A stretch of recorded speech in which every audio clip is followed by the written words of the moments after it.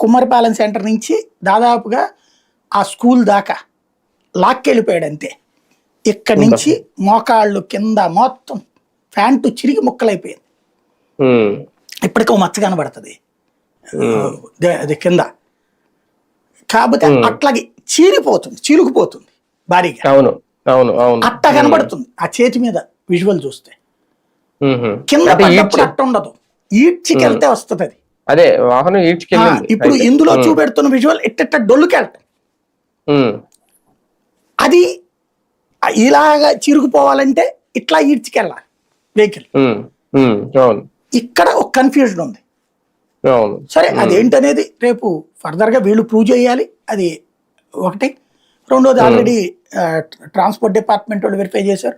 ముందు forensic code చేయాలి. అది బ్లడ్ స్టెయిన్స్ ఉంటాయి కదా, ఉండుంటాయి కదా, అవి మరి ఫోరెన్సిక్ వెరిఫై చేసిందో లేదో అర్థం కాల. ఆర్టీఏ వాళ్ళు వెరిఫై చేయడానికి ఏముంది, రవాణా శాఖ వాళ్ళు వెరిఫై చేశారట. రవాణా శాఖ వాళ్ళు ఏముంది, ఫిట్ గా ఉందా లేదంటే ఫిట్ గా ఉందని చెప్తారు, అంతకుమించి ఏముండదు. ఇక్కడ ఏంటి మనకి ప్రూవ్ చేయాలంటే చనిపోయినటువంటి అతని చొక్కా మీదన ఉండే టైర్ గుర్తులు ఈ టైరు కంపేర్ అవ్వాలి, కరెక్ట్ అవ్వాలి. ఇతను ఒంటి మీద ఉన్న గుర్తులు ఆ టైరు నెంబర్ 1.